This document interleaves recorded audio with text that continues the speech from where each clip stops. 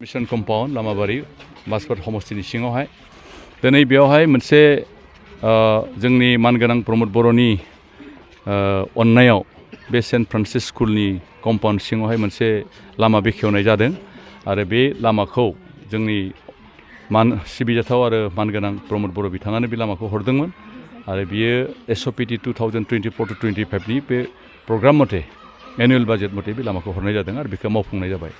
दिनै बेखौ इनागुरेसन खालामनानै जों जोबोद मोजां मोनदों आरो बे थारैनो बेवहाय बिनि मोनसे बबेबा मोनसे खहा जानायखौ बेखौ सुफुंनो हाबाय। बेयाव गोबां खामानि मावनो गोनां दङ, बेल' नङा आरो ओनसोलावबो गोबां खामानि मावनो गोनां दङ। जों आसा खालामदों फैबाय थानाय समाव बिनिख्रुइ बांसिन जों खामानि मावनो हागोन।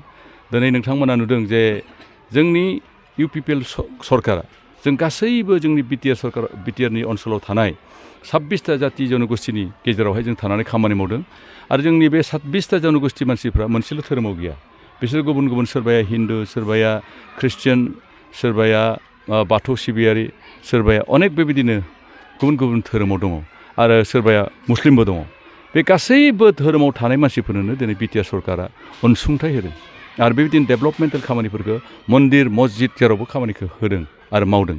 दा बेनिखाय दिनै जे बिटिआर ओनसोलावहाय रावखौबो जों गालांनो नागिराखै, इकुवेलि गासैबो इकुवेल डेभेलपमेन्ट जों गासैबो मानसिफोरनि गेजेराव लाबोनो नागिरदों आरो बेनो जोंनि प्रिन्सिपल। जोंनि UPPL सरकारा ब्रादारहुड एन्ड इकुवेलिटि नैबे प्रिन्सिपलाव सोलिनो नागिरो। जोंनि सरकारा जाहैबाय जोङो अनलायनायनि गेजेरजों जोङो बे ओनसोलखौ जौगाहोनो नागिरदों। गावनि गेजेराव जोङो खुनु फारागथि लाखिनो नागिराखै, जाथि धर्मनि गेजेराव जों खुनु फारागथि लाखिनो नागिराखै आरो बे प्रिन्सिपलखौ लाना दिनै UPPL सरकारा आवगायबाय थादों। दा नै मोनसे इलेक्सन सम, हयथ' गोबां मानसिया बुंनो हागौ इलेक्सन फैनायखायसो फैदों, मानसिफोरनि गेजेराव खोथा बुंफैदों। जोंनि उद्देश्यआ बे नङा। इलेक्सन थाब्लाबो थायाब्लाबो जों खामानिखौ मावलांबाय थादों आरो गोबां खामानिखौ जों मावबाय आरो मावबावनो दङ आरो फैबाय थानाय समफ्राव आरो मावबावबाय थागोन। दा गोदान सरकार जागोन, बे गोदान सरकारावबो जों सरकार हिसाबैनो जों फैगोन आरो बेखौ रायजो राजाफोरखौ बयखौबो आं खावलायबाय फैबाय थानाय समावबो जाहाथे जों मोजाङै नोंथांमोना नोंथांमोननि बेसेन गोनां भटफोरखौ होलायगोन बेखौनो खावलायनानै आं बेयाव दोनथ'नाय जाबाय। Just like first of all, I would like to thank God for the blessings that we got the beautiful road. We expected to get a good road, and we got it.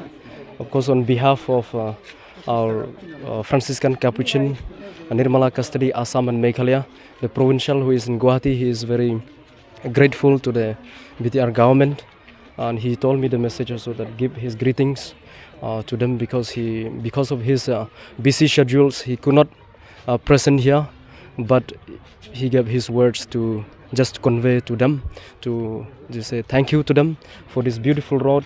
This road is for the betterment of the people who are residing in this area. So I thank you so much, and our students are getting benefits, our people are getting benefits through this road, and we have a beautiful road and a beautiful compound, beautiful school and beautiful church. So thank you so much to the BTR government for helping us to have this beautiful road. Thank you so much.